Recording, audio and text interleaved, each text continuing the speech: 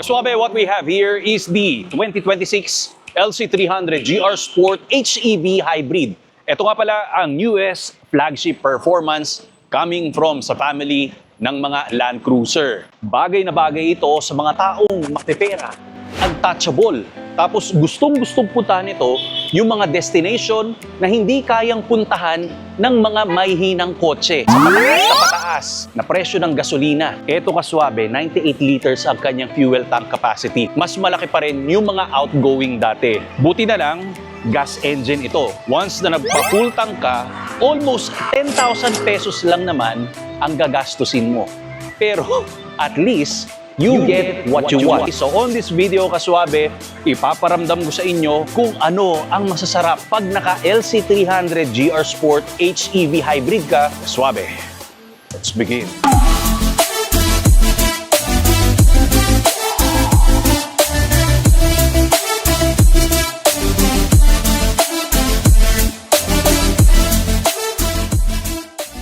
Reality check lang kaswabe. Una sa lahat, pag nagmamay-ari ka ng pinakamahal na LC300 katulad nito, kahit anong kamalian mo at dumating ka na sa pagkakataon na nagkakaroon kayo ng argumento sa kalsada, kahit anong sitwasyon, ikaw pa rin yung magiging tama. Ikaw pa rin yung magiging tama. Wala kang mali. Di ba yan naman yung gusto mo? Palaging ikaw yung tama. Ang pangit mong kabanding eh. Subukan mo lang gawin. Design elements pa lang sa kanyang exterior ay super pogi na dahil nandyan yung ating Toyota Heritage Grille na kulay puti, blackout front grills, GR badging, blackout yung mga wheels, and syempre, side profile natin, meron siyang special sticker. Ang huwag mo lang gagawin dito ay bumaba ka sa LC300, baka masira yung image.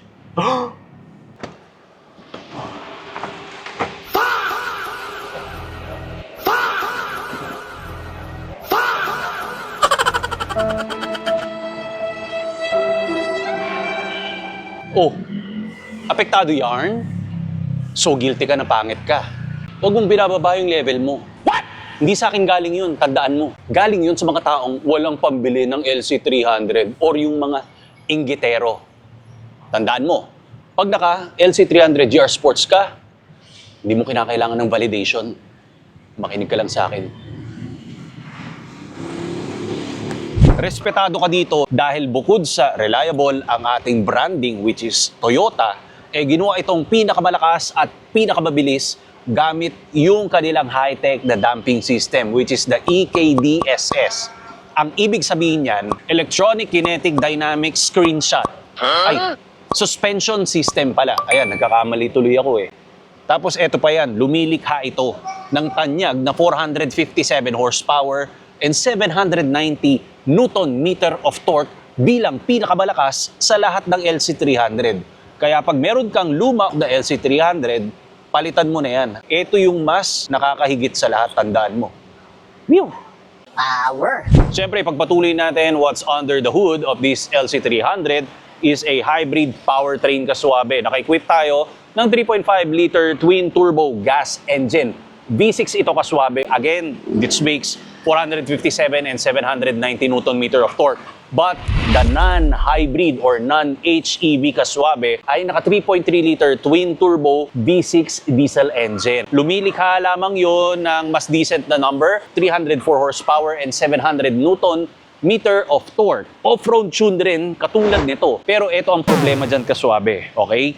110 liters yung fuel tank capacity. Ang problema ay yung presyo ng gasolina. Dahil doon, pag nag-full tank tayo, aabot ka ngayon ng around 14,000 to 15,000 sa panahon ngayon kaswabe. Pero eto syempre, mas expensive nga lang, pero mas ka-flex-flex naman at dinagdagan mo pa ng speed and power and prestige dahil naka-top spec ka na LC300. Di ba? Yan naman yung layunin mo kaya ka mag-LC300, yung maging bida-bida. Tigilan mo nga ako. Final boss character kagad ang datingan mo dahil mukhang pagdigmaan ang ating full-size SUV kahit saan mo ito dalhin. Naka 700mm tayo ng wading depth. Approach angle mo is 32 degrees and 26 degrees naman para sa iyong departure angle. Resulta, magiging weak na kotse na kasabayan mo sa kalsada dahil sila ang pabigat sa lipunan. Introducing Autosport. Kaswabe, this one is the world's most innovative mobility scooter that we can get para sa ating lifestyle and sa mga kababayan natin na PWD. Madali lang to. Comes with 2 separate parts na pwede mong gawing trolley at the same time.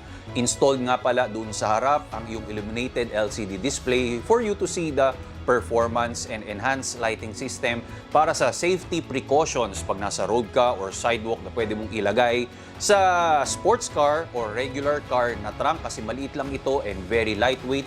Within seconds, ang dali lang i-assemble.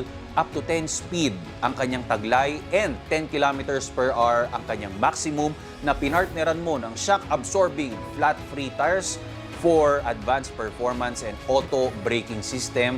At hindi lang sa kotse mantakin mo pati sa tren pwede.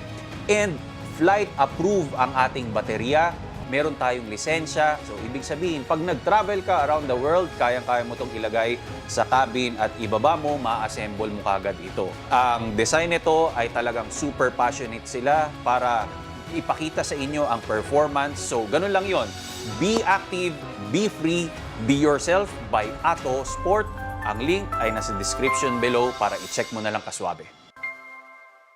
Pagpasok mo pa lang dito sa LC300 GR Sport, kasing amoy ito ng paborito mong ex or jowa.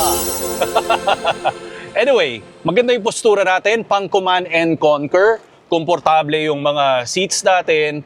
At pag nasa loob ka ng LC300, yung GR start and stop natin, once you press this, talagang mapapabalik ka at magmamaneho ka kung saan kayo palagi naglalagi ng iyong kasintahan dati or paboritong jowa.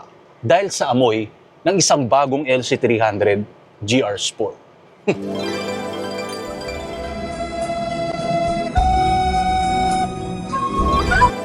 Oh, ano yung abangan mo? Yun lang yun. Naka 14 JBL speakers tayo na pag pinatugtog mo, talaga naman pati kaluluwa mo magva-vibrate at mamomotivate ka para sayuin at hawak mo ang beat. Hawak mo ang gabi, sa bawat galaw mo ako'y nabibi. Hawak mo ang beat. Kaswabe, dagdag ko lang meron tayong fire extinguisher doon sa front passenger para sa mga pasahero na mabilis antukin. Tapos, yung, alam mo yung umihilik pa, wow, nakakaantok pag ikaw yung nagmamaneho ng ganun, meron ka naririnig, umihilik, ginawa mong kama yung sasakyan. Meron kang rear monitor for multimedia purposes. Climate control is here. May mga USB-C sockets ka dyan, headphone. Tapos this is by driving position. May mga grab handle ka, yayamanin. Ang dami. Tapos ilaw. LED lights, center armrest, and cup holders. Binanggit ko lang for additional. Pero ang gusto ko talaga iparating, kasya ito at maluwag para sa 3 adult passengers. Pag gusto mo ng siksikan, pwede natin isagad ang 4 na tao. Kaya lang, medyo magiging masikip yun at hindi komportable sa biyahe. Nakakaya naman sa mga pasahero na mukha pang mas pagod kaysa doon sa taong nagmamaneho. Mahiya naman kayo. Wow, talaga lang pasahero ka na nga, ikaw pa yung parang mas pagod at haggard doon sa nagmamaneho. Yung nagmamaneho, siya nga nagpagas. Pasmado talaga yung pagkatao nyo. Makaramdam naman kayo dyan. Kailangan pa ba kayong tanungin?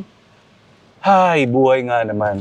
Kung hanggang ngayon kaswabe, meron ka pa rin katanungan sa sarili mo na kung kaya ko na bang bilhin ngayon ang isang LC300 GR Sport, malayo ka pa. Ako na nagsasabi, hindi ka pa handa.